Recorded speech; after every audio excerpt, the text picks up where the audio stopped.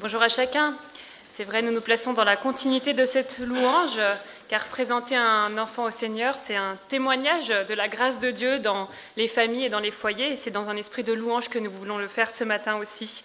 Alors ce matin, nous avons la chance ensemble de pouvoir nous réjouir et faire une présentation au Seigneur de deux enfants, Josué et Johanna, un frère et une sœur de la même famille.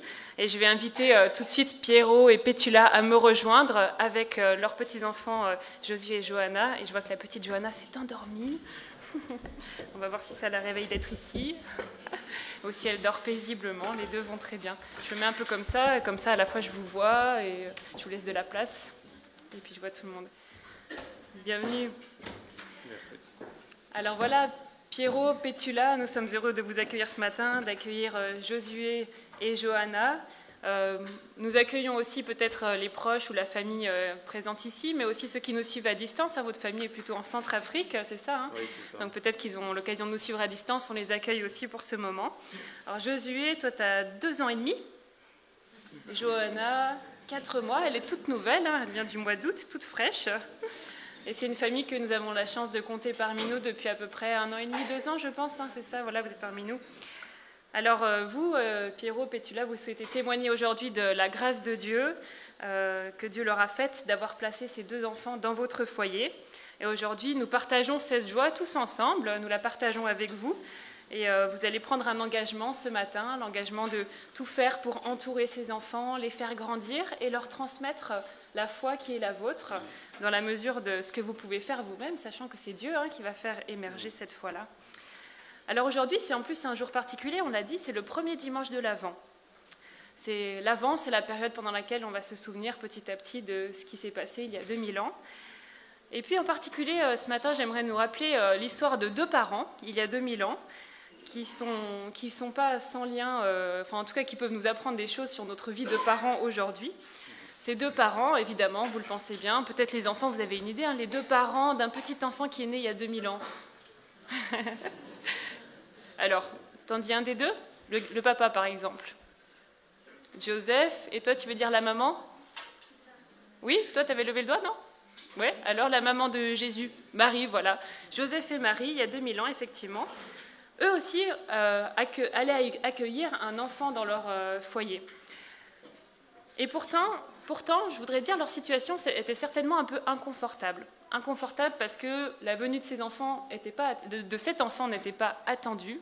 Ils n'étaient pas dans un contexte où un enfant était attendu puisqu'ils n'étaient pas encore mariés.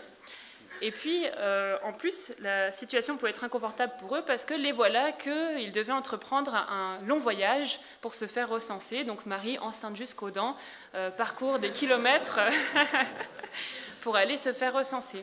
Donc il y avait de l'inconfort dans cette situation de parents. Il y aurait pu y avoir de l'amertume, il aurait pu y avoir de la colère contre Dieu. Pourquoi tu nous fais vivre ça ? Mais ce qui sort de la bouche de Marie, c'est une très grande joie. Et c'est là-dessus que je voudrais qu'on s'arrête ce matin. C'est une très grande joie. Une joie profonde. Une joie qui vient de la confiance en Dieu. Dieu est là. Dieu a fait un cadeau. Dieu tient ses promesses. Alors oui, il y a de la joie à recevoir un enfant. C'est un cadeau de Dieu. C'est un cadeau d'entrer dans le plan de Dieu en accueillant un enfant, 2 enfants, dans sa famille. Et voilà ce que Marie dit, comment elle s'exclame dans le Cantique de Marie qu'on trouve dans Luc chapitre 1. Marie dit alors « De tout mon être, je dirai la grandeur du Seigneur. Mon cœur déborde de joie à cause de Dieu mon Sauveur. Car il a porté le regard sur l'abaissement de sa servante. Oui, dès maintenant et en tous les temps, les humains me diront bienheureuse. Car celui qui est puissant a fait pour moi des choses magnifiques. Il est le Dieu saint. » Voilà, c'est le même Dieu que nous louons ce matin, avec lequel dans sa présence, nous nous réjouissons de la famille que vous êtes ce matin. Et voilà, pour vous deux, Pétula et Pierrot, c'est aussi la joie d'accueillir 2 enfants dans votre foyer ce matin, tout comme Marie et Joseph il y a 2000 ans. Nous voulons donc présenter Josué et Johanna au Seigneur ce matin. Non pas qu'il ait besoin qu'on leur fasse connaître, il les connaît déjà, il les voit, il les connaissait, même avant que vous les connaissiez bien, il les connaissait dans ton ventre, il les connaissait avant cela encore. Mais nous voulons les placer devant le Seigneur ce matin, prier que ce soit lui qui les bénisse, lui qui les fasse grandir, lui qui les protège. Priez aussi qu'il fasse émerger dans leur cœur l'étincelle de la foi pour qu'un jour ils le rencontrent personnellement.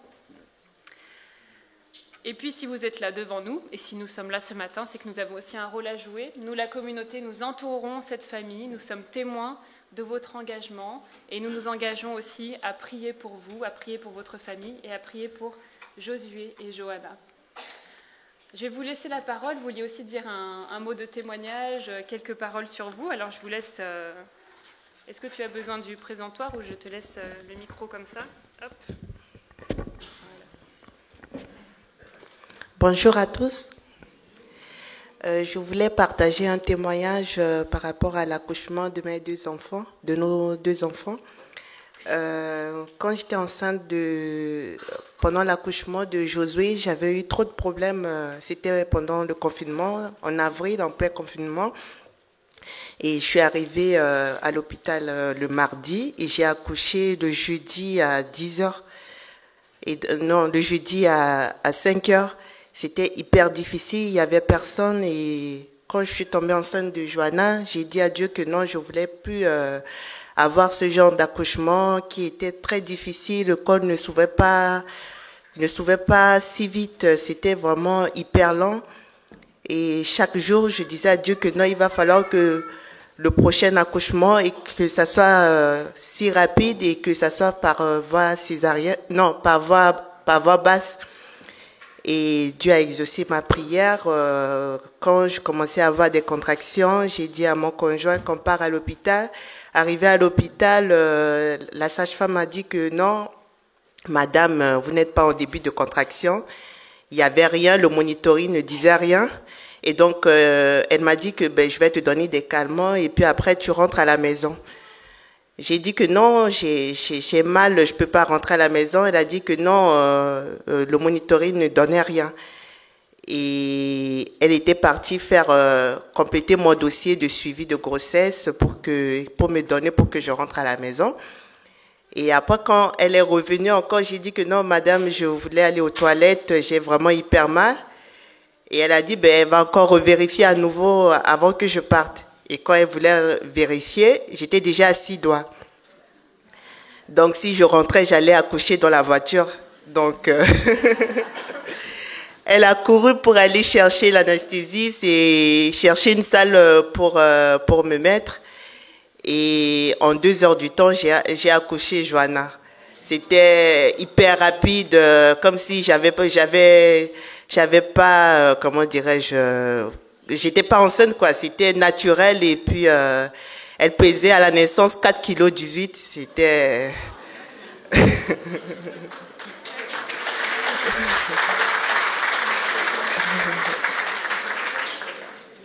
Donc c'est pour ça que je voulais dire merci à Dieu pour ses bienfaits, pour notre vie, pour moi, pour ma famille et puis pour nos enfants. Et je voulais aussi, comment dirais-je, aujourd'hui nous voulons vraiment les confier à Dieu, que Dieu qu'ils puissent grandir en sagesse et l'intelligence sous la protection divine.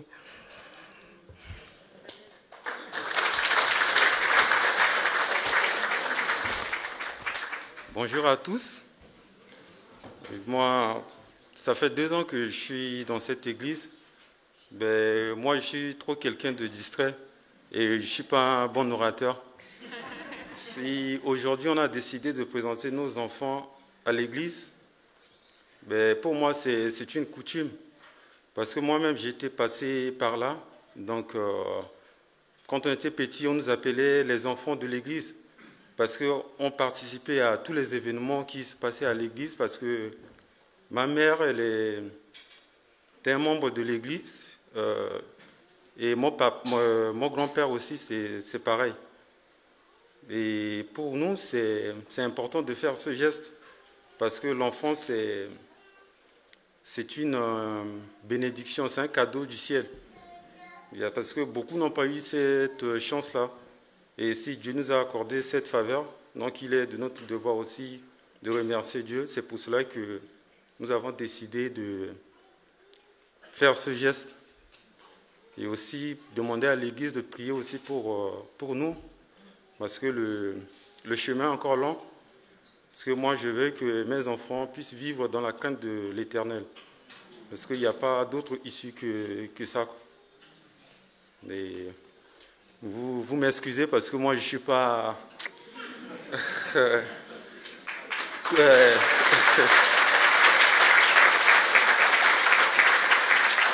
Au fait, hier, c'était hier, avant-hier, non, Nathalie?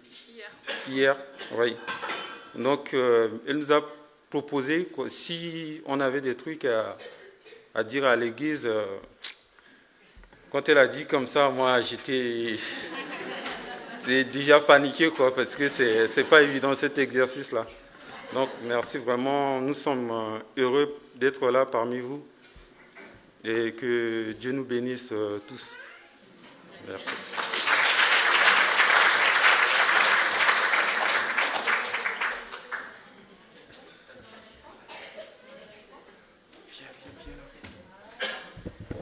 Voilà. Merci pour ce bel effort que vous faites de vous adresser à nous. Merci surtout de nous partager ce témoignage des accouchements, de ce que tu as vécu enfant. Ça nous édifie tous. Et quant à nous, voilà, nous avons entendu votre témoignage et nous nous engageons en tant qu'Église à accueillir Josué et Johanna, à prier pour vous. L'Église de Meulan vous accueille ce matin. Et en signe d'accueil et de fraternité, de communion, je vous invite à vous lever pour dire une parole de bénédiction sur Josué et sur Johanna, et puis on prendra ensuite le temps de la prière. Alors cette parole de bénédiction, sans surprise, on va se laisser inspirer par le cantique de Marie, par les paroles que Marie elle-même a dit dans sa joie au Seigneur et dans sa situation de maman. Et je vais les adapter un tout petit peu pour Josué et Johanna. Voilà ce que nous voulons dire pour bénir Josué et Johanna. Que celui qui est puissant fasse pour vous des choses magnifiques. Il est le Dieu saint, que sa bonté soit sur vous de génération en génération. Amen. Je vous invite encore à la prière et je vais inviter particulièrement Christian, le frère de Pétula, à nous rejoindre. Il n'est pas là, d'accord. Alors peut-être à distance, il priera avec nous. Et puis voilà, je vous invite à la prière. Si une ou deux, trois personnes de la communauté veulent élever leur voix dans la prière, et puis je conclurai.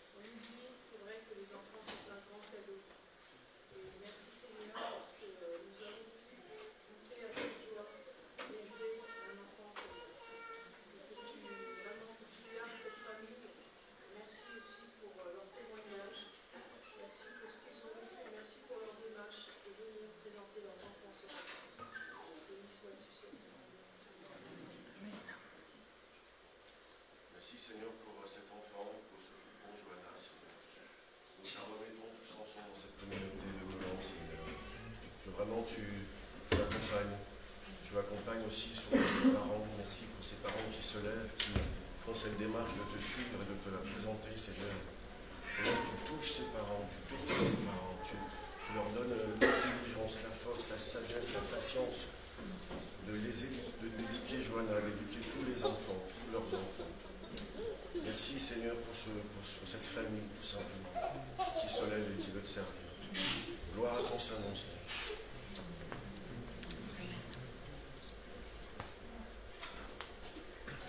Oui, Dieu notre Père, merci parce que tu as placé cette famille sur notre chemin. Et nous voulons l'accueillir en ton nom, Seigneur. Et nous te demandons, aide-nous à prendre soin de ces enfants, de cette famille, afin que tous grandissent en ton nom, Seigneur. Oui, aide-nous dans cette belle entreprise. Avec toi, Seigneur, on est ensemble. Au nom du Christ, Amen. Amen. Oui, Seigneur, nous sommes émerveillés devant ta création, devant le cadeau de la vie que tu as fait dans le foyer de Pétula et Pierrot. Nous te prions, Seigneur, d'être celui qui offre la bénédiction, de bénir Josué et Johanna, de les faire grandir, Seigneur, en les protégeant dans leur santé, en les protégeant dans leur développement et en les protégeant dans la croissance de leur foi. Seigneur, que dans ce foyer, ta parole puisse être dite, ta parole puisse être entendue, que ton esprit soit là, Seigneur, que ta grâce se fasse sentir. Oui, nous nous attendons à toi, Seigneur, à toi, le Dieu créateur. Bénis cette famille. Permets-nous aussi, en tant qu'Église, d'être un lieu de bénédiction, un lieu d'accueil, un lieu où on se soutient les uns les autres, où on prie les uns pour les autres. Merci pour cette richesse d'être ensemble en communauté et de pouvoir nous soutenir dans la prière. Nous te louons, Seigneur, et nous voulons continuer de te louer pour toujours. Amen. Merci Pétula et Pierrot. On vous souhaite aussi un bon voyage puisque vous partez en Centrafrique rejoindre votre famille vendredi. Et vous avez la chance d'aller fêter Noël là-bas. Alors ça sera un Noël certainement un peu différent de ce qu'on fête ici. Et dans les semaines qui viennent, nous, on aura aussi l'occasion peut-être de parler des Noëls dans les pays. Donc on vous souhaite un bon voyage. Et puis je vous remets encore 2 cadeaux pour vos enfants pour les faire grandir dans la foi. Josué, est-ce que tu aimes bien les cadeaux ? Ah ben ça va alors. Voilà pour toi, un petit cadeau. Et pour Johanna. Voilà. Merci beaucoup, vous pouvez reprendre place.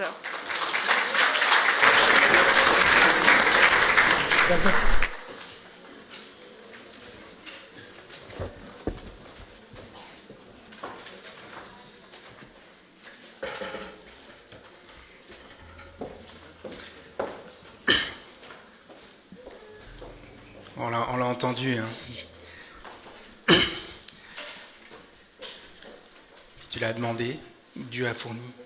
Il a répondu positivement à sa prière. Notre Dieu, c'est un Dieu puissant. Il peut vraiment nous aider en toutes circonstances. On l'a dit tout à l'heure, tu n'es plus esclave, tu es un enfant de Dieu. Et je voudrais qu'on se lève et qu'on prenne ce temps pour proclamer cette puissance de notre Dieu, cette victoire.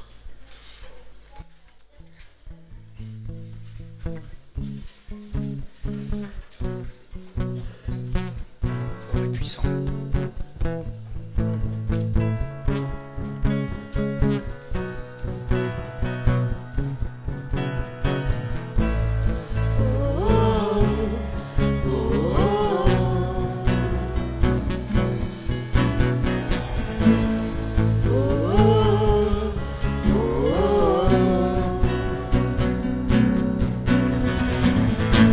Tu es ma force et mon chant. Chaque jour je me confie en toi. Tout-puissant, mon sauveur règne aux cieux. Dieu, tu es ma force et mon appui, la forteresse où je me réfugie, le rocher qui protège ma vie.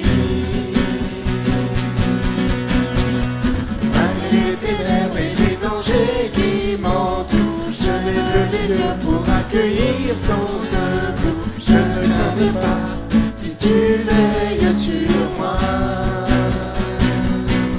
Je suis venu pour te rencontrer, pour proclamer que tu es fort et puissant. Nul ne peut te résister, sois glorifié. Tu es fort et puissant. Impossible à toi, ô roi des rois. Dieu, tu es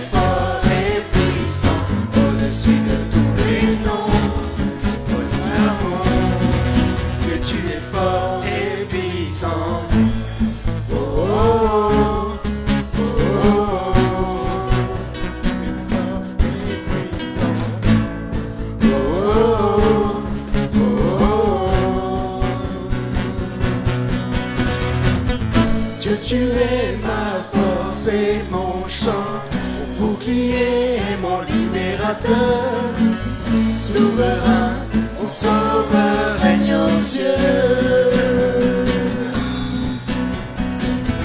Dieu, tu es ma force, mon abri, mon réconfort et mon plus tendre ami, un rempart devant mes ennemis. Malgré les ténèbres et les dangers qui m'entourent, je ne veux la joie pour affirmer ton amour. Je ne craindrai pas si tu es près de moi.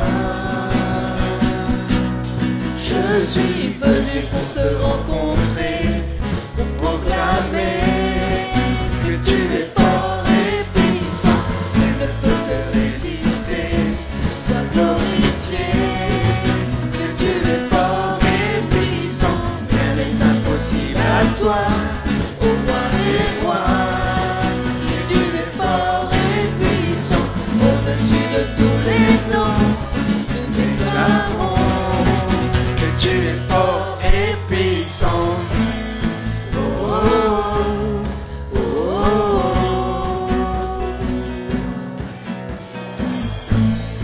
oh, oh, oh, rien ne peut me séparer de ton amour manifesté en Jésus-Christ, mon sauveur est aux cieux.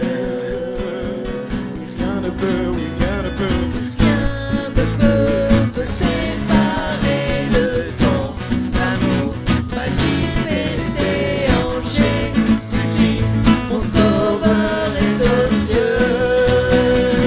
Rien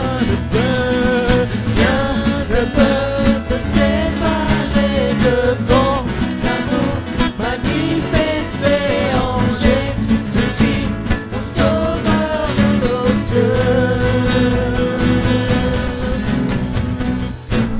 Ne peut me séparer de ton amour manifesté en Jésus-Christ, mon sauveur est aux cieux.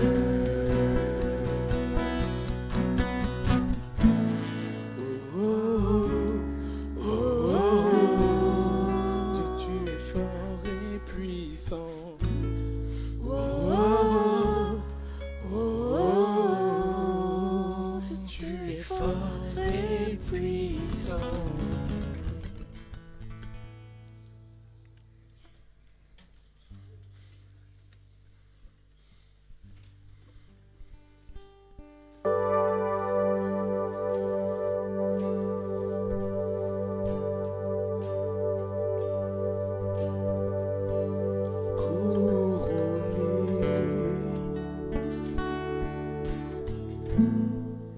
Rayonnant de majesté, tout l'univers proclame ta grandeur.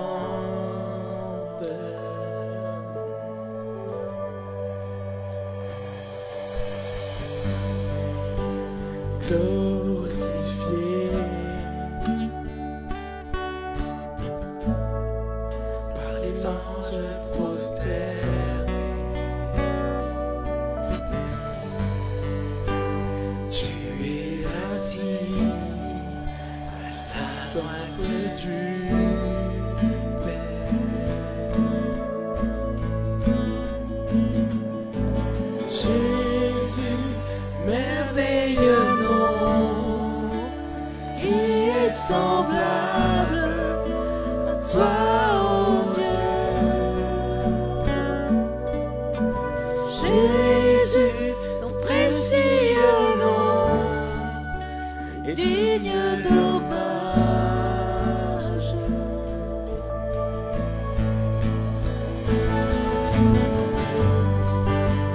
Captivé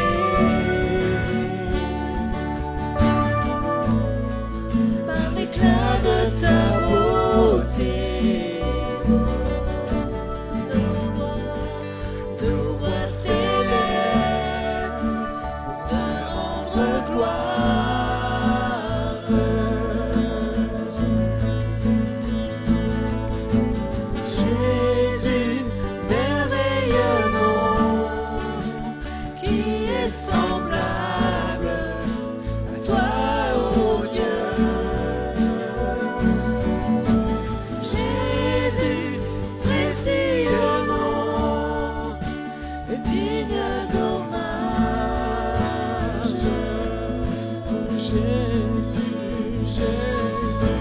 Jésus, merveilleux nom, qui est semblable à toi, ô Dieu.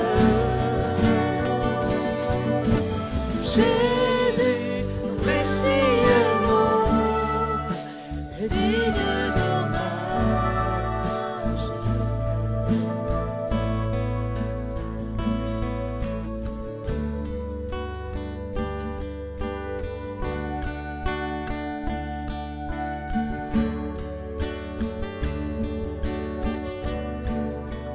Consolateur, divin rocher, libérateur, prince de la paix, Dieu créateur, Fils bien-aimé, roi serviteur, Seigneur couronné, commencement, ultime fin, soleil levant, étoile du matin, Dieu tout-puissant, Dieu trois fois saint, sauveur vivant, maître souverain, consolateur.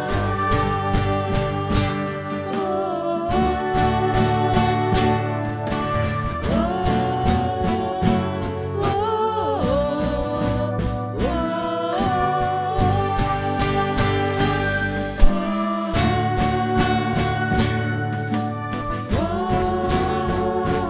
oh, consolateur, consolateur, divin rocher,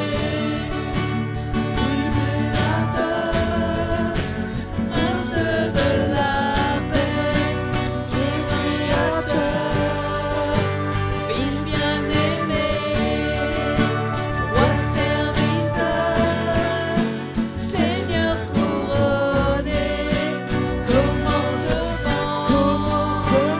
ultime fin, soleil levant, étoile du matin, Dieu tout-puissant, Dieu trois fois saint, sauveur vivant, maître souverain.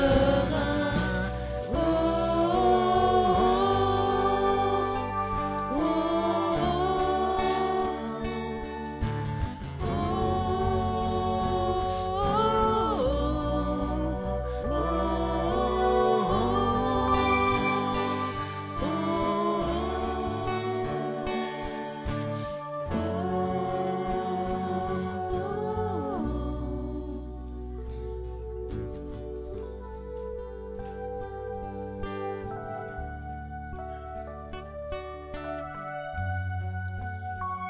Je me rends compte, j'ai oublié de libérer les enfants tout à l'heure. Alors ça va être l'heure pour eux de rejoindre leur groupe.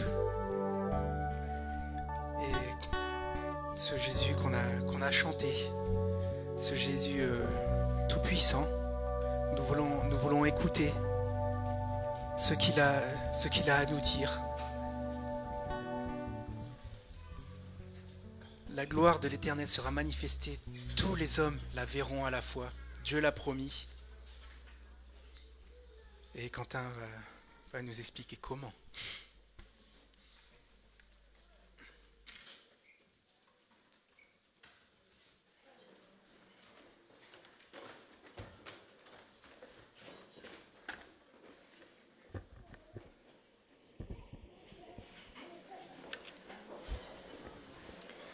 Bonjour à toutes et à tous. J'espère que vous allez bien. Ça va ? Je vous pose vraiment la question ce matin. Est-ce que ça va ? Et en même temps, alors que je vous pose la question, je sais pertinemment que potentiellement, ça ne va pas forcément bien pour tout le monde, super bien pour tout le monde. Et ça me fait penser au fait que finalement, on pose souvent cette question plusieurs fois par jour, tous les jours. Et est-ce qu'on la pose sincèrement ? Ça va. Est-ce qu'on pose cette question sincèrement ? Quelle pratique étrange, non ? Bref, ça y est, on vient de le dire, on y est. On est dans la période de l'Avent.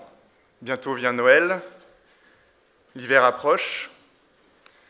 L'été est déjà un lointain souvenir. Il commence à faire froid. Les jolies couleurs d'automne laissent petit à petit la place à la grisaille. Les jours raccourcissent, la luminosité baisse et le moral avec. Ça va pas vraiment en fait, hein. Il paraît même que cette période est propice à la dépression.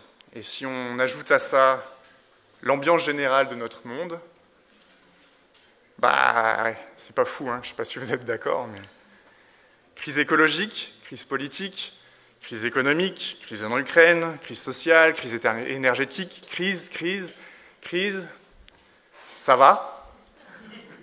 Non, ça va pas. Non, ça va pas. Alors oui, nos vies ne sont pas si compliquées que ça. Oui, même si on peut vivre des moments difficiles, traverser des galères, on peut toujours trouver pire que nous, finalement. Mais nos vies pourraient être quand même bien mieux que celles qu'on vit, non? Alors ok, certains arrivent à se consoler avec une Coupe du Monde de foot au Qatar, mais là encore, on ne peut pas vraiment dire que ça va bien. Franchement, je ne sais pas si vous êtes d'accord avec moi, mais on aurait quand même, au milieu de tout ça, bien besoin d'une bonne nouvelle, non? Alors je suis sûr que là, la plupart d'entre vous se disent, ils me voient arriver de loin et se disent, ça y est, Quentin va prêcher sur un texte de l'Évangile. Parce que c'est ça que ça veut dire Évangile, finalement. Bonne nouvelle. Eh ben non. Raté. Raté. Après un certain nombre de prédications que j'ai faites sur l'Ancien Testament, j'avais justement envie de prêcher sur un texte de l'Évangile. Mais là encore, mauvaise nouvelle. Le texte que nous allons voir ce matin m'a été imposé. On commence une série pour l'Avent, et cette série va nous conduire à étudier le livre d'Ésaïe. Honnêtement, rassurez-vous, ce n'est pas une si mauvaise nouvelle que ça. Nous allons lire ensemble le début du chapitre 2 du livre d'Ésaïe, des versets 1 à 5. Mais avant ça, je vous propose de prier.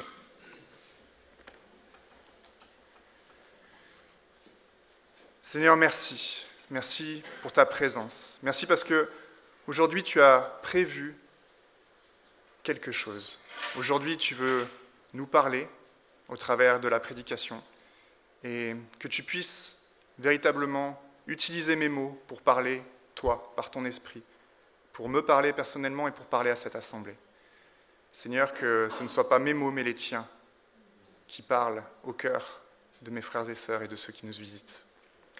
Seigneur, que toute la gloire te soit rendue. Amen. Lisons donc au chapitre 2 du livre d'Ésaïe, les versets 1 à 5. Voici le message que Dieu a révélé à Ésaïe, fils d'Amoz, au sujet de Juda et de Jérusalem. Dans l'avenir, il adviendra que les monts sur lesquels est le temple de l'Éternel sera fermement établi au-dessus des montagnes. Il s'élèvera au-dessus de toutes les hauteurs. Et tous les peuples étrangers y afflueront. Oui, de nombreux peuples viendront en se disant les uns aux autres, « Venez, venez, montons au mont de l'Éternel, au temple du Dieu de Jacob. Il nous enseignera les voies qu'il a prescrites, et nous suivrons ses sentiers. Car de Sion viendra la loi, de Jérusalem la parole de l'Éternel. Et il sera l'arbitre entre les nations. Oui, il sera le juge de nombreux peuples. Martelant leur épée, ces peuples forgeront des socs pour leurs charrues. Et de leurs lances, ils feront des faucilles. Plus aucune nation ne brandira l'épée contre une autre nation. On n'apprendra plus la guerre. Descendants de Jacob, venez, venez donc et marchons à la lumière de l'Éternel.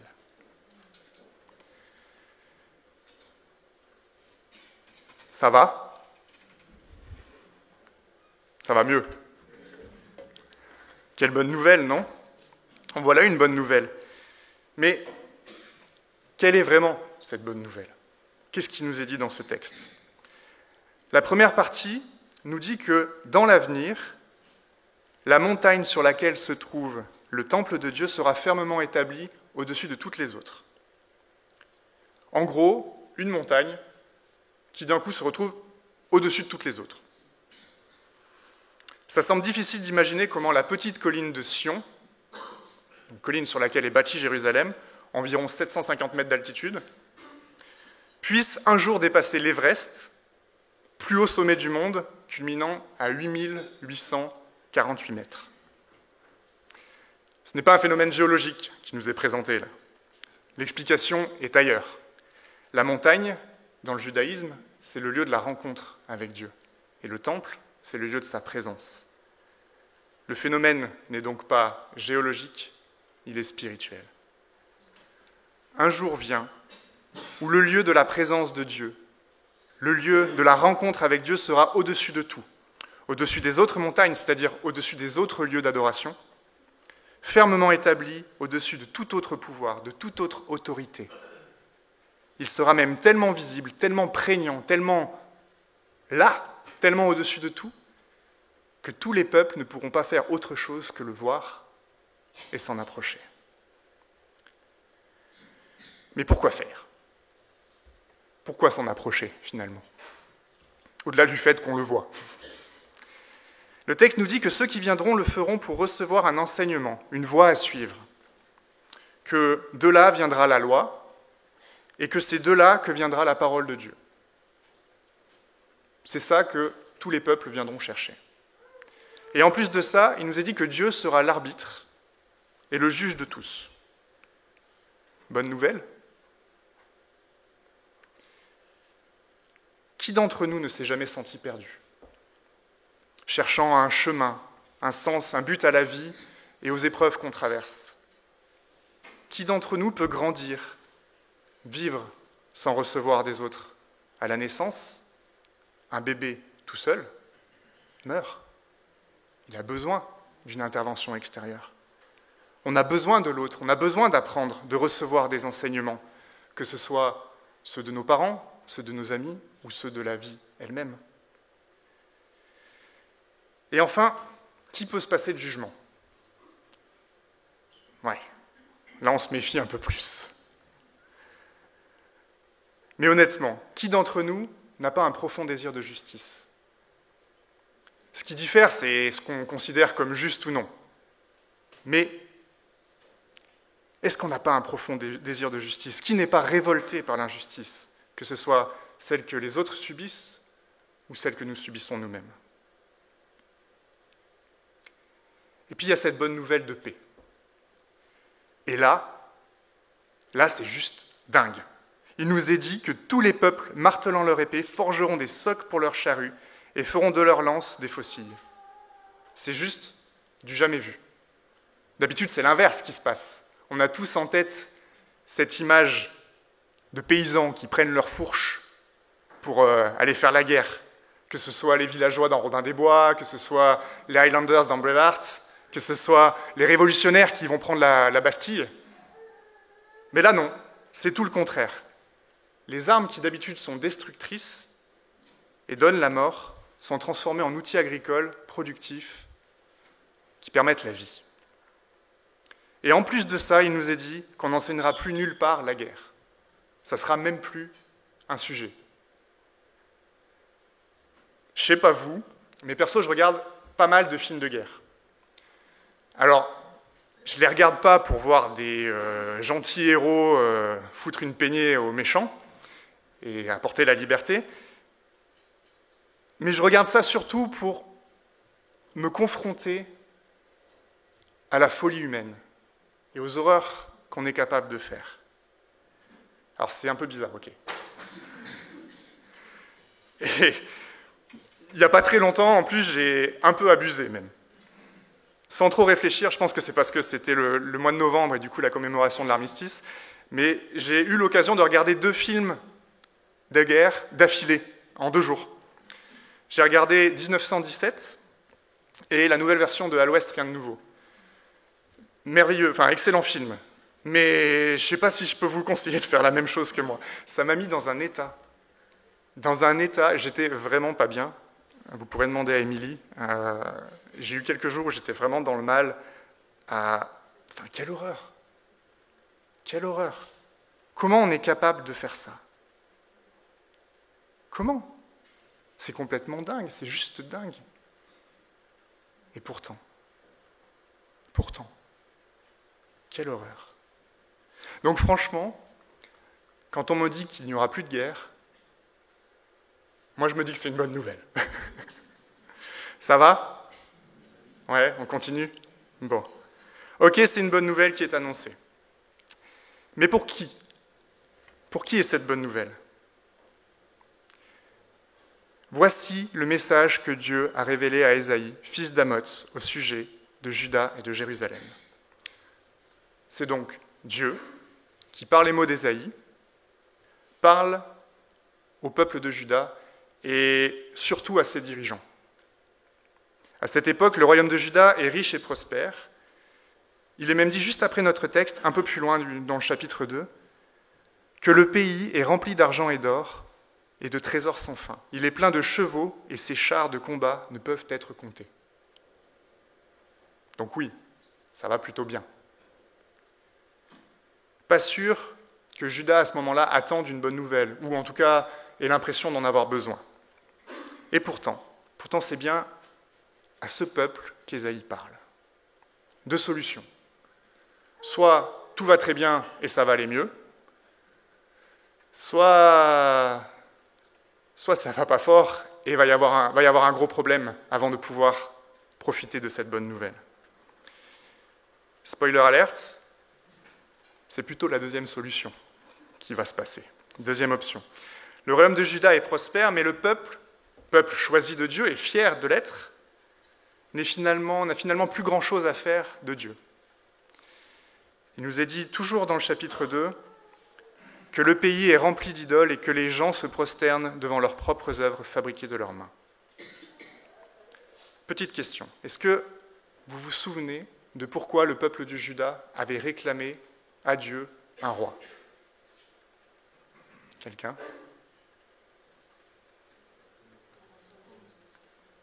Exactement. Pour être comme les autres nations.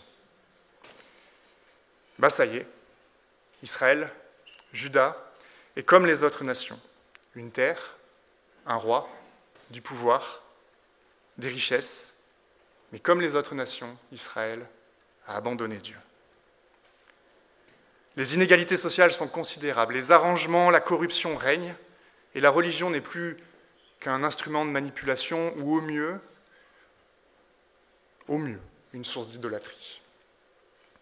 La bonne nouvelle qu'annonce Ésaïe n'est pas du tout une bonne nouvelle pour ceux qui acquièrent leur prospérité de cette manière-là. Alors qu'Israël a déjà été divisé en deux royaumes, ces deux royaumes vont tour à tour être détruits. Le peuple sera exilé, il ne restera que des ruines de ce pays soi-disant prospère. Ceux qui voulaient s'en sortir sans Dieu ne verront pas ce qu'annonçait Ésaïe, mais ceux qui feront confiance à Dieu, les descendants de Jacob, ceux qui, malgré l'exil, se mettront en route, ceux-là, nous dit le texte, marcheront un jour dans la lumière. Vous allez peut-être me dire, ok Quentin, c'est cool, mais en quoi est-ce que ça nous concerne? Et pourquoi tu nous parles de ça aujourd'hui, premier dimanche de l'Avent? Cette promesse, cette bonne nouvelle, elle concerne la maison de Jacob, c'est ce que dit le texte. C'est juste pour les Juifs. Juste pour les Juifs, oui et non. Si on regarde de près le livre d'Ésaïe, on comprend que cette bonne nouvelle est bien plus qu'un événement. Pour Ésaïe, la bonne nouvelle, c'est une personne. Pour Ésaïe, la bonne nouvelle, c'est le Messie. Tout le livre d'Ésaïe est teinté, gorgé, saturé vraiment de l'attente du Messie. Et une fois qu'on a ça en tête, on peut reprendre notre texte qui se trouve au début du livre d'Ésaïe et on le comprend différemment. La montagne, le temple, la présence de Dieu, la rencontre avec Dieu, Dieu au milieu de nous, c'est le Messie. La parole de Dieu, celui qui accomplit parfaitement la loi, c'est le Messie. Celui qui attire à lui, celui qui ouvre la voie et montre le chemin, c'est le Messie. Le bras de Dieu qui rend justice, c'est le Messie. Le roi qui règne sur les peuples et apporte la paix, c'est le Messie. Et ce Messie, nous le croyons, c'est Jésus. Alors on lit souvent Ésaïe en y plaquant arbitrairement l'Évangile. Et beaucoup d'ailleurs nous le reprochent. Ils ont raison. Ils ont raison. C'est l'inverse qu'il faut faire. Ésaïe annonce l'Évangile. Le mot Évangile est même utilisé plusieurs fois dans Ésaïe. Ce n'est pas Ésaïe qui se comprend au regard des Évangiles, ce sont les Évangiles eux-mêmes qui nous présentent un Messie, qui nous présentent la vie de Jésus à la lumière des prophéties d'Ésaïe. Et c'est Jésus lui-même qui comprend son ministère et se présente comme étant le Messie qu'annonçait Ésaïe. Ésaïe annonce la bonne nouvelle qui vient, celle de Dieu qui n'a pas abandonné l'être humain, celle du Messie qui vient chercher son peuple, ce roi qui vient rendre justice, ce sauveur qui libère.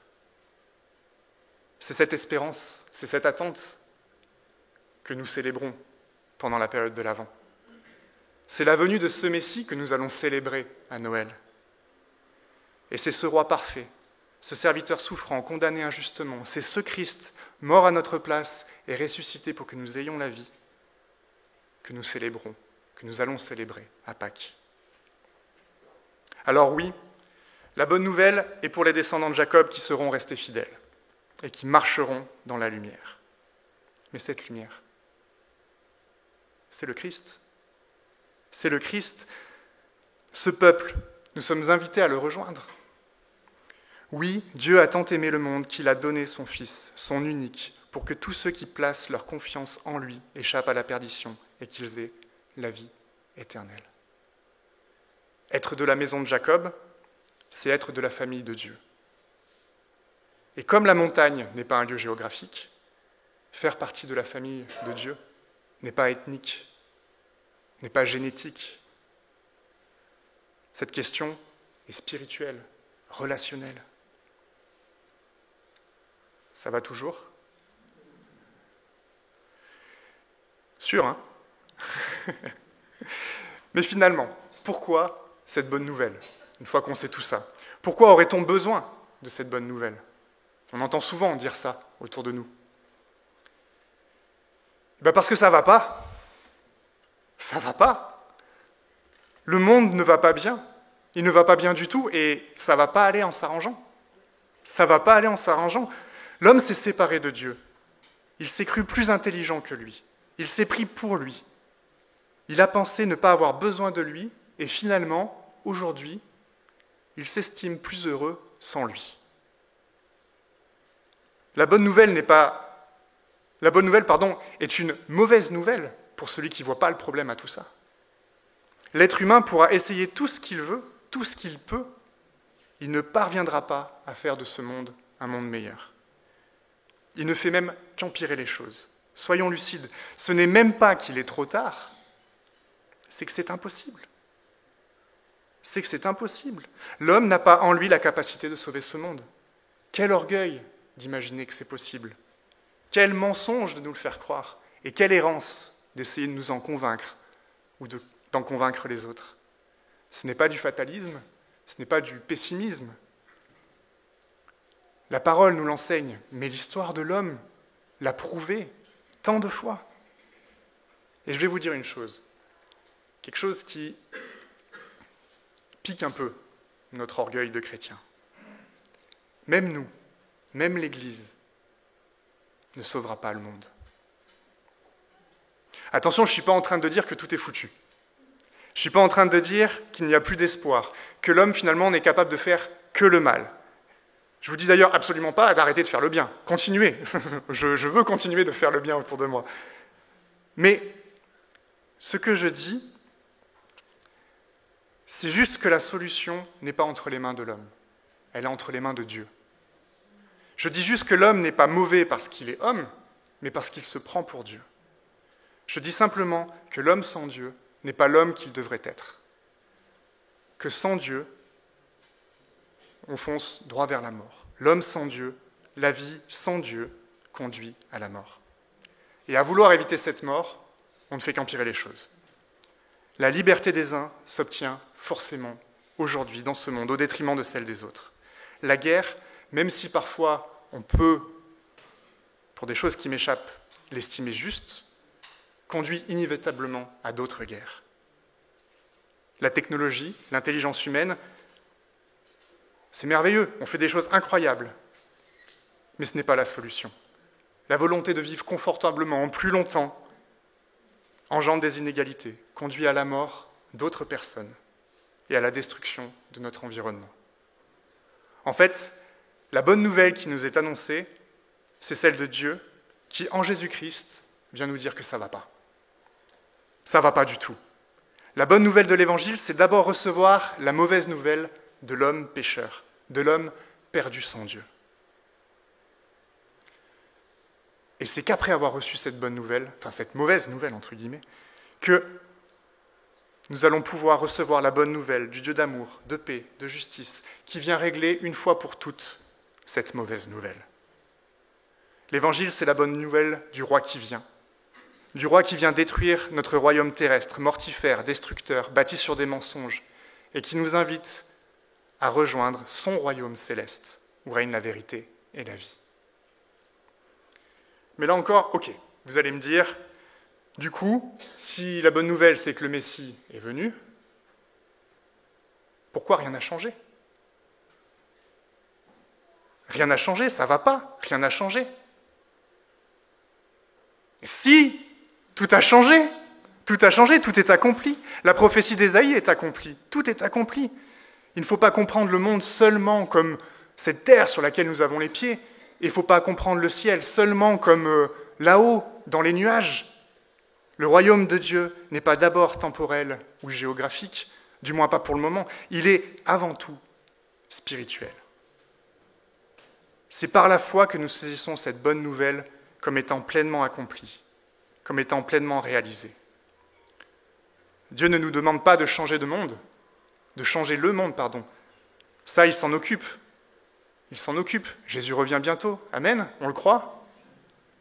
Mais en attendant, Dieu ne nous demande pas de changer notre monde, il nous demande de vivre le sien. Il nous invite à vivre dès maintenant cette bonne nouvelle qu'Ésaïe annonce, en croyant qu'un jour, elle sera pleinement réalité, pleinement visible, pleinement perçue par chacun d'entre nous. Comment vivre ça ? C'est peut-être la question que vous vous posez. Le texte nous le dit, montons sur la montagne. Dieu s'est approché de nous, acceptons d'entrer en relation avec lui. Recevons et méditons sa parole, prions, louons, adorons notre Seigneur. Mais bien plus que cela, marchons avec confiance sur ce chemin qu'il nous montre et qu'il a tracé. Je ne suis pas en train de vous dire que ça va être facile. Ce n'est pas ce que je dis. On va traverser des épreuves.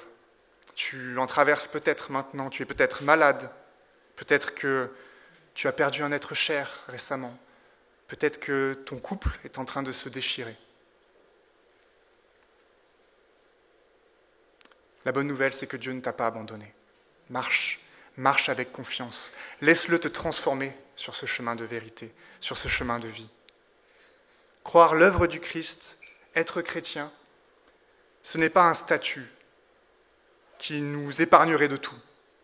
C'est une transformation. Non, nous ne changerons pas le monde par nos propres forces et par nos actions. Mais Dieu, lui, nous change de monde. Nous ne sommes pas du monde, mais nous sommes dans le monde.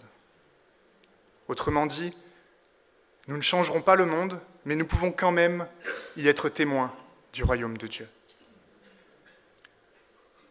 Transformons nos épées en socs pour nos charrues. Au lieu de laisser pousser la haine et l'amertume, labourons, travaillons les terres que Dieu nous confie. Faisons la paix avec ceux qui nous entourent. Ne nous coupons pas des autres. Mais aidons-les à se débarrasser des ronces, des pierres qui les empêchent de recevoir et de voir Dieu. Aimons réellement. Faisons la différence. Pas pour notre gloire, pas pour mériter l'amour de Dieu, pas pour changer le monde, mais parce que nous sommes comme ça, en Christ. Transformons nos lances en faucille. Une fois la terre travaillée, tenons-nous prêts pour la moisson. Tenons-nous prêts pour la moisson. L'autre n'est pas un ennemi à convertir. Il n'est pas si loin de Dieu que ça. En tout cas, pas plus loin que nous l'étions nous-mêmes. Rendons-nous accessibles et disponibles. Tenons-nous prêts. Tenons-nous prêts. Non pas à le transpercer avec nos arguments, mais à l'embrasser pour lui partager la bonne nouvelle qui lui est aussi adressée. Être chrétien ne fait pas de nous des personnes meilleures que les autres. Nous sommes simplement en marche. Nous sommes simplement en marche. Et nous saisissons seulement, par la foi, cette bonne nouvelle du Christ qui nous appelle à le suivre.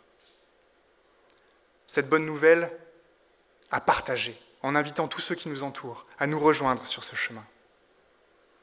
Alors mes amis, peuple de Dieu, mes amis, venez donc et marchons ensemble à la lumière de l'Éternel.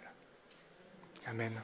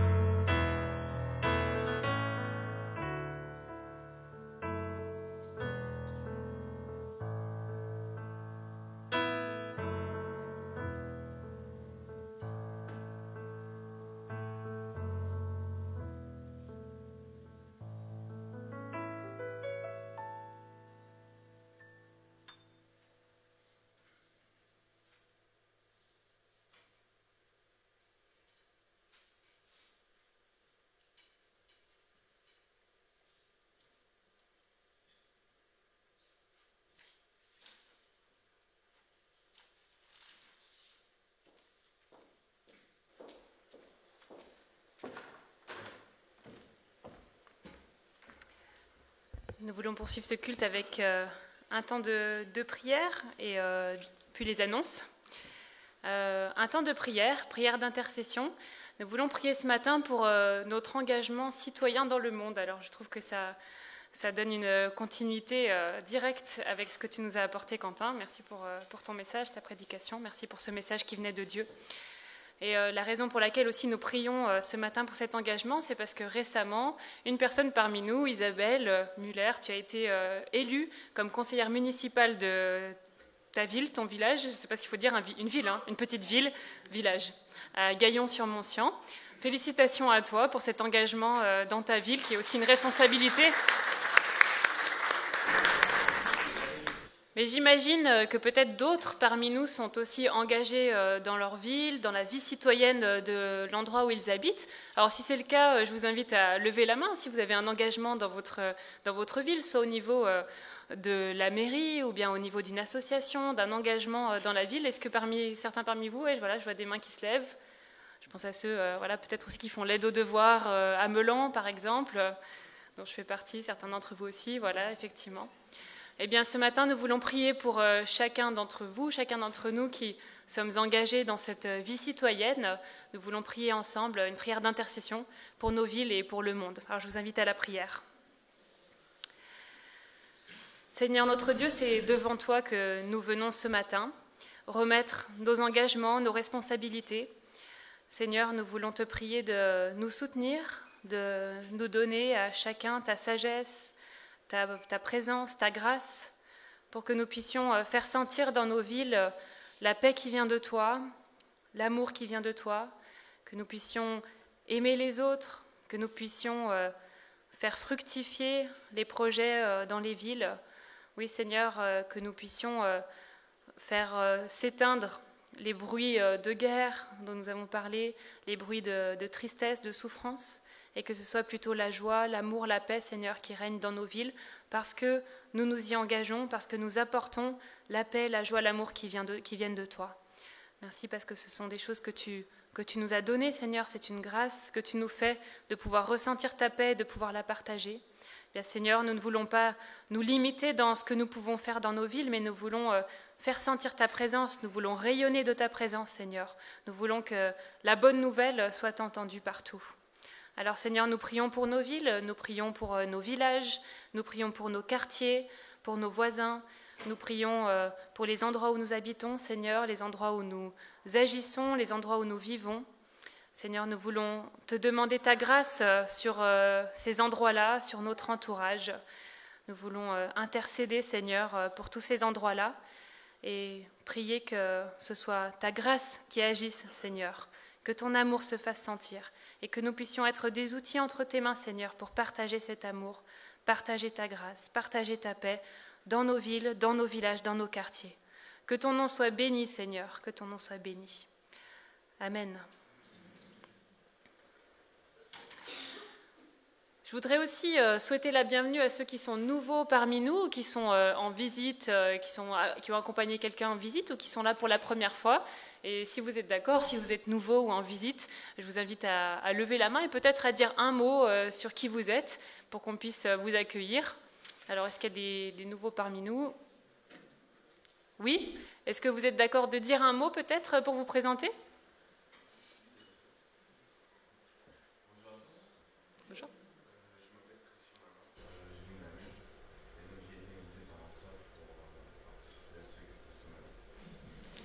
Merci beaucoup. Donc Christian, le frère de Pétula. Eh bien, bienvenue parmi nous. Soyez le bienvenu. Très bien. Alors, on passe à quelques annonces pour les dates à retenir, les dates de la semaine. Hop, voilà. Alors, les prochains groupes de quartier, voici, vous avez les dates des prochains groupes de quartier en fonction de l'endroit où vous habitez.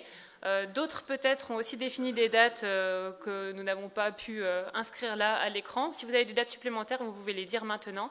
Donc, vous voyez que... Oui ?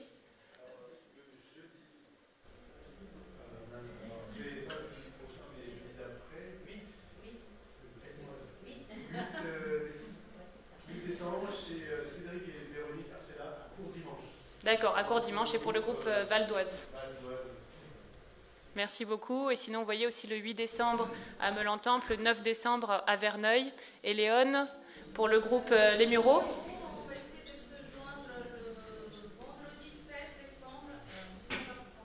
Vendredi 16 décembre, 19h30.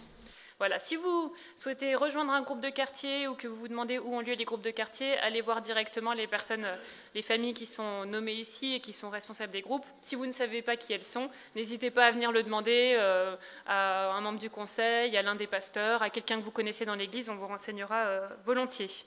Et puis je mentionne aussi que ce jeudi soir, les responsables des groupes se réunissent ensemble pour continuer d'avancer et de travailler ensemble pour la mise en œuvre, la vie de ces groupes de quartier. On pourra penser à eux. Le prochain groupe de découverte de la Bible a lieu le vendredi 9 décembre à 20h ici. Si vous voulez en savoir plus sur ce qu'est la Bible, sur le contenu de la Bible, vous êtes chacun et chacune bienvenus ce jour-là, le vendredi 9 décembre à 20h ici. Cet après-midi, on aura 2 assemblées générales. Alors, l'assemblée générale ordinaire de l'AMEJ, qui est l'association culturelle en lien avec notre Église, celle qui s'occupe par exemple des flambeaux, de l'aide aux devoirs. Vous êtes bienvenus, vous devez être là si vous êtes membre, ou alors vous pouvez laisser votre pouvoir si vous ne pouvez pas être là. Vous êtes bienvenus aussi si vous êtes simplement intéressé, invité, vous pouvez participer. À 15h45, on poursuit avec l'Assemblée générale extraordinaire de l'EPEM, donc l'association de notre Église, où on va voter notamment le budget pour l'année 2023. Donc votre présence est vraiment attendue. Si vous ne pouvez pas être là, laissez-nous un pouvoir pour que nous puissions atteindre le quorum pour voter. En fait, sans le quorum, on ne pourra pas tenir l'AG et pas voter. Donc c'est très important que vous soyez soit présent si vous êtes membre, soit que vous laissiez votre pouvoir. Vous êtes invités aussi si vous n'êtes pas membre, soyez les bienvenus pour découvrir les activités de l'Église, le budget, participer aux discussions, donner votre avis. Vous êtes bienvenus. Et puis ce lundi soir à 20h, il y a une réunion de prière ici. Vous êtes toutes et tous les bienvenus. Le mardi 29 novembre, à 19h30, c'est la conférence témoignage du docteur Tony Elonge, donc un gynécologue du Congo, qui viendra nous parler de son travail là-bas. C'est organisé en lien avec la Gerbe. Et donc, ça se tiendra ici. Venez rencontrer ce docteur et son travail sur place pour le soutenir aussi dans son engagement auprès des femmes. Je ne sais pas si Mélanie, tu veux ajouter un mot Déjà, on remercie l'Église de nous prêter les lieux. Et puis, moi je vous encourage à y aller. C'est toujours très édifiant de rencontrer. Et ça met toujours du bon au cœur, même si les situations qui nous décrivent ne sont pas toujours faciles. Mais il y a toujours une vision qui est très très belle. Merci beaucoup. Ce samedi 3 décembre à 17h30, ce sera Connexion, donc un rassemblement pour les groupes de jeunes. Vous avez toutes les infos ici. Vous pouvez aussi demander plus d'informations aussi à Mélanie, à Elisabeth, à Dorcas ou à Donis. Et puis, on peut noter aussi déjà que ce week-end-là, le week-end du samedi 3 et du dimanche 4, la famille Thuréo sera absente puisqu'ils finissent leur déménagement. Donc, si vous ne les trouvez pas dans la salle de culte, c'est parce qu'ils sont en plein déménagement de Marseille à Meulan. Quelques dates encore. Je te laisse me mettre la suite. Voilà. À noter déjà pour la suite, samedi 10 décembre de 9h à midi, une journée bricolage et espaces verts. Vous pouvez participer, venez nous aider à entretenir le temple, les espaces verts. Pour toute question, vous pouvez vous adresser à Thierry. Dimanche 11 décembre à 15h, les 10 ans de l'église Celle et Lumière. Donc l'église Celle et Lumière, c'est notre église sœur qui se trouve dans les portes de l'Eure, enfin dans le département de l'Eure, région de l'Eure. C'est un département ou une région ? Département, merci. Département de l'Eure. Et donc, ils fêtent leurs 10 ans cette année. Ils nous invitent à venir à 15h pour un concert gospel suivi d'un petit goûter. Il y aura aussi une allocution officielle du président de notre union et du maire. Et vous êtes tous les bienvenus. Ils m'ont demandé de vous transmettre une invitation très chaleureuse à venir participer à leur fête. Dimanche, et notez déjà que le dimanche 18 décembre à 16h, ce sera notre culte fête de Noël, donc il n'y a pas de culte le matin, mais le culte aura lieu l'après-midi sous forme de fête de Noël. Et à ce sujet, pour préparer la fête de Noël, nous recherchons activement des petits pots en verre, style la laitière, ou des petits pots de confiture, peut-être pas trop grands, pas non plus trop plats, mais style la laitière, petits pots de confiture. Vous pouvez les déposer dans une boîte qui se trouve dans le hall d'entrée, et toutes sortes de guirlandes, si possible des rideaux lumineux comme vous l'avez en image là, pour décorer le temple. Donc ça serait à prêter. Vous pouvez mettre votre nom dessus et les remettre à l'équipe d'organisation ou à Sylvie qui s'occupe de la déco, ou alors à Karine, Eva ou moi, pour nous les prêter pour décorer le temple, et on vous les rendra ensuite si vous avez bien mis votre nom dessus. Et dernière info qui va s'ouvrir bientôt, j'invite Solène à me rejoindre, une info artistique. Tu vas nous parler d'un vernissage auquel tu participes.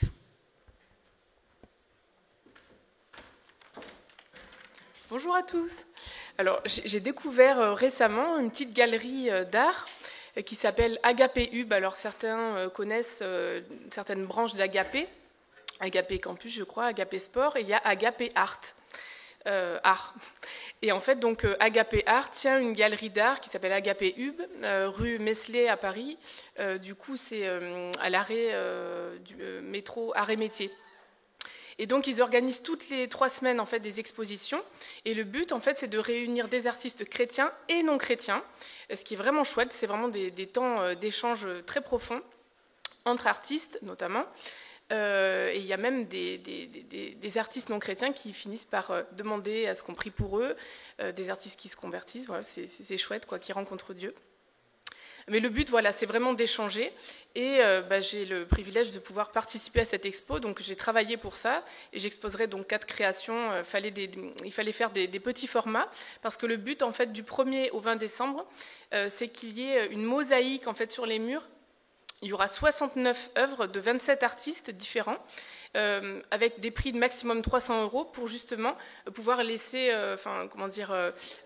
promouvoir un petit peu l'art et le rendre un peu accessible à tous. Voilà. Et donc, il y aura le vernissage donc jeudi, le jeudi qui arrive, du coup de 18h à 21h. Et donc après, moi, je tiendrai la galerie le samedi 10 et le samedi 17 de 11h à 14h. Mais n'hésitez pas à venir faire un saut, à encourager les artistes, même si je n'y suis pas. Voilà.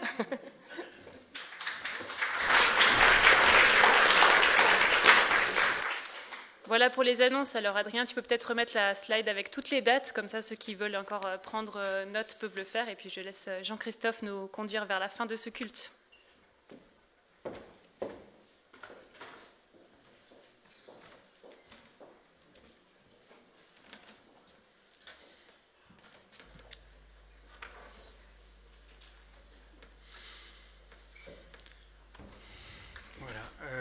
Notre culte touche à sa fin, effectivement.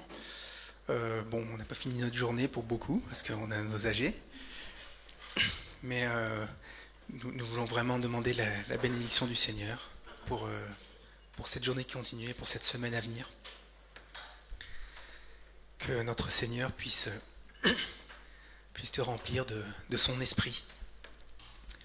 Parce que c'est un Dieu qui est puissant, qui nous donne sa puissance et qui nous envoie parmi les nations. Et je voudrais qu'on finisse ce culte par un dernier chant qui est Esprit de Dieu et qui dit justement que l'Esprit du Seigneur, c'est notre souffle qui nous envoie, qui nous rend témoins d'un royaume qui se répand. Et exactement, c'est ce que j'allais dire, on va profiter de ce chant pour faire passer les bourses pour l'offrande, que chacun donne comme Dieu lui a résolu.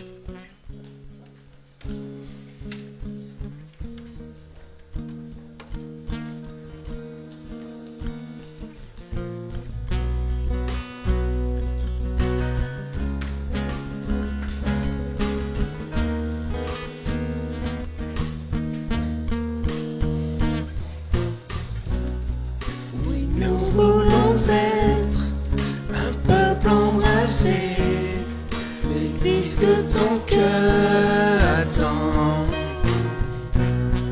Viens briser nos chaînes, détruire notre orgueil.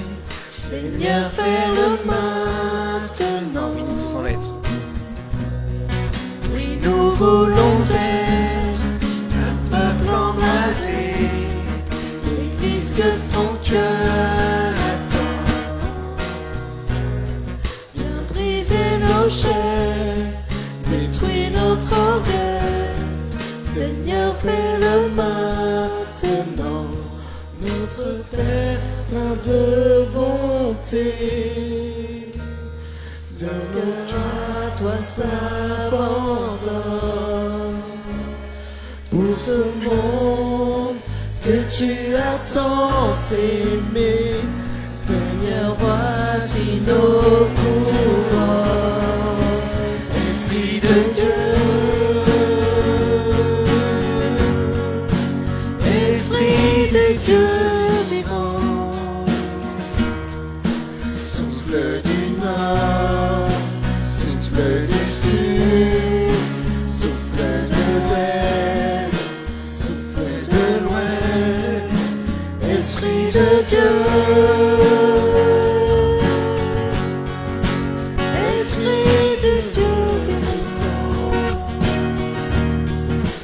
Souffle des quatre vents, descends sur nous.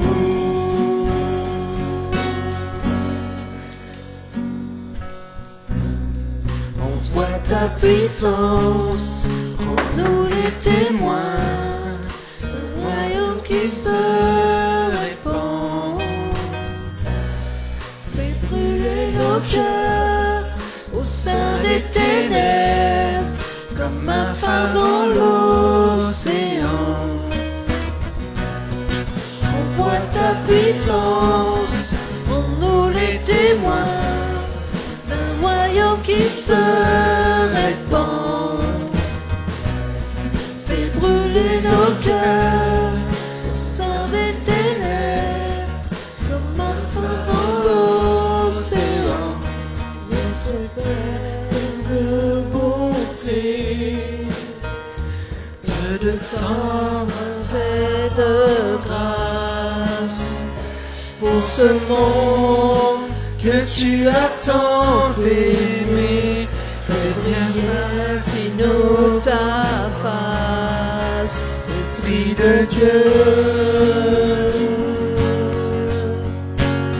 Esprit du Dieu vivant, souffle du nord, souffle du sud, souffle de l'est, souffle de l'ouest, Esprit de Dieu,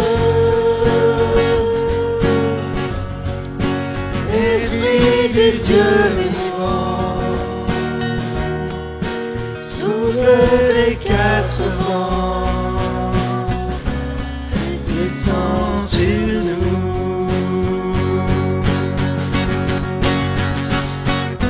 Que ton règne vienne, ta volonté soit faite, sur la terre comme au ciel, sur la terre comme au ciel.